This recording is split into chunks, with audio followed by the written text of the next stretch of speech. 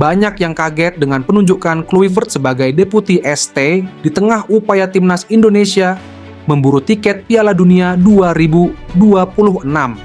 Awal tahun 2025 ditandai dengan sebuah peristiwa yang mengguncang dunia sepak bola Indonesia dengan PSSI memutuskan untuk mengakhiri kerjasama dengan pelatih Shin Tae-yong dan mengangkat pelatih baru dari Belanda.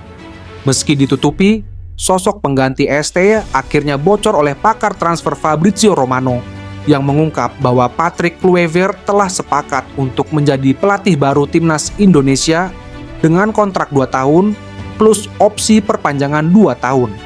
Kabar itu semakin membuat dunia sepak bola Indonesia bergetar. Banyak yang menyayangkan keputusan tersebut karena track record Kluivert tidak sementereng ST. Dan situasi semakin diperparah dengan catatan hitam Kluivert yang pernah kalah dari Bahrain dengan skor 4-0 saat menangani Curaçao dalam sebuah laga uji coba. Seperti diketahui, Indonesia akan menjamu Bahrain dalam pertandingan krusial di kualifikasi Piala Dunia 2026. Jika kemarin kita sudah membahas dampak buruk pergantian Shin Tae-yong di tengah jalan, kini di tengah hiruk-pikuk keputusan mengangkat Kluivert sebagai nahkoda timnas, ada beberapa hal positif yang bisa dibawa sang legenda Barcelona itu untuk timnas Garuda. Sebelum lanjut, jangan lupa like, subscribe, dan nyalakan loncengnya dulu ya. Louis van Gaal merupakan salah satu pelatih terbaik di dunia sepak bola, dan ia berinisiatif memanggil Kluivert untuk mendampinginya sebagai asisten pelatih timnas Belanda pada 2012, hingga akhirnya mereka sukses mengantar Oranje menempati peringkat ketiga pada Piala Dunia 2014. Setelah pesta akbar sepak bola itu, rumor menyatakan bahwa Kluivert akan mengikuti jejak Van Gaal ke Manchester United. Tetapi sang mentor menilai mantan pemain Barcelona tersebut sudah layak untuk mengepakkan sayapnya sendiri. Hal tersebut menunjukkan bahwa kemampuan manajerial Kluivert sudah mendapat pengakuan dari Van Gaal.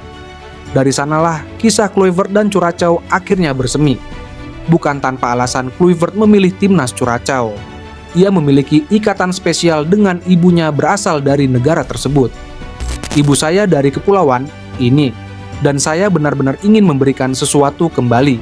Karena itu saya di sini, ujar Kluivert saat pertama kali bersama timnas Curaçao pada Maret 2015.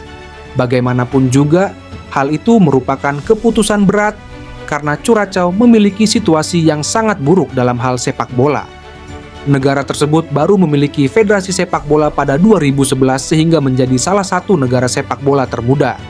Dan pada rentang 2011 hingga 2014, mereka bermain sebanyak 32 kali dengan catatan 6 kali menang, 6 kali imbang, dan 20 kekalahan.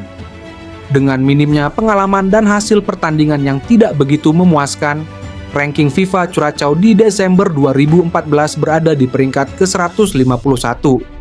Yang perlu digarisbawahi, pada Desember 2016 atau 2 tahun berselang, ranking Curaçao melonjak ke posisi 75. Apa yang terjadi?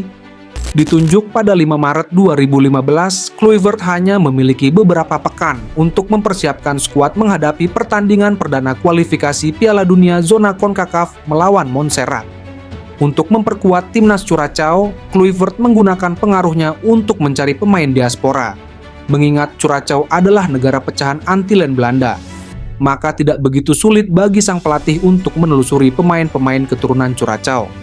Status Kluivert sebagai salah satu legenda besar sepak bola membuat pemain-pemain diaspora yang sebelumnya tidak melirik menjadi tertarik. Beberapa nama kompeten sukses digait seperti pemain Southampton Cucho Martina, pemain Aston Villa Leandro Bacuna, Eloy Room dari Vitesse Arnhem, dan lainnya. Dengan tambahan kekuatan dari pemain diaspora plus strategi Kluivert yang juga menerapkan permainan total football ala Belanda, Curaçao sukses meraih 5 kemenangan dalam 11 pertandingan selama jabatan singkat Kluivert pada Maret 2015 hingga Juni 2016. Ingat dengan jumlah kemenangan? Ya, jumlah kemenangan itu hanya terpaut satu dari yang diraih Curaçao pada 2011 hingga 2014. Raihan positif itu membuat Curaçao mengukir pencapaian terbaik dengan menembus babak ketiga kualifikasi Piala Dunia 2018 zona CONCACAF, termasuk mengalahkan negara yang lebih difavoritkan, Kuba. Hal lebih gila diraih setelah itu di ajang Piala Karibia 2017 yang juga berstatus sebagai kualifikasi Piala Emas. Curaçao mendapat teguran saat kalah dari Barbados di laga perdana, sebelum bangkit dengan kemenangan atas Republik Dominika untuk lolos ke semifinal. Sayang Kluivert tidak bisa menemani Curaçao di dua laga terakhir, karena ia ditunjuk sebagai pelatih Ajax U19, di mana ia turut menangani anaknya, Justin Kluivert. Bagaimanapun juga, dengan fondasi yang sudah dipersiapkan oleh Kluivert, Curaçao yang dipimpin oleh Remco Vicentini, sebelumnya asisten Kluivert, berhasil menjadi juara Piala Karibia untuk pertama kali sekaligus lolos ke Piala Emas 2017 juga, dengan status perdana.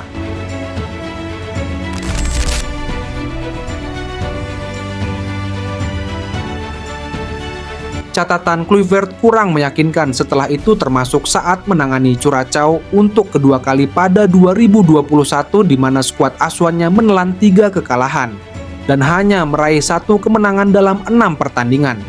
Dengan salah satu kekalahan yang diderita adalah saat melawan Bahrain dengan skor 4-0 pada laga uji coba. Namun, dengan apa yang dilakukan Kluivert untuk membangkitkan sepak bola Curaçao, membuat fondasi kukuh skuad dengan mendatangkan pemain-pemain diaspora, sehingga sukses meraih trofi Piala Karibia dan lolos Piala Emas. Untuk pertama kali, Plus melontarkan ranking FIFA negara. Dari 151 ke ranking 75, ada harapan timnas Indonesia mereplika jalur kesuksesan yang sama di tangan legenda Barcelona itu.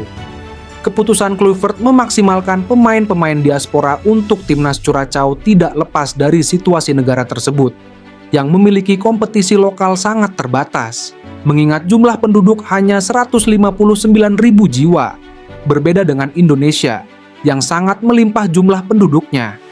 Oleh karena itu, penguatan timnas Indonesia dengan pemain diaspora dan pelatih yang bisa mengusungnya akan jauh lebih baik jika dibarengi dengan peningkatan kualitas pembinaan di semua level usia, pemberantasan korupsi, kolusi, dan nepotisme dalam dunia olahraga, peningkatan kualitas jenjang kompetisi dari level amatir hingga kasta tertinggi profesional, memperjuangkan sepak bola putri. Dengan demikian, di masa depan, bukan Indonesia lagi yang kelimpungan mencari pemain diaspora, tetapi Belanda dan negara lain yang berusaha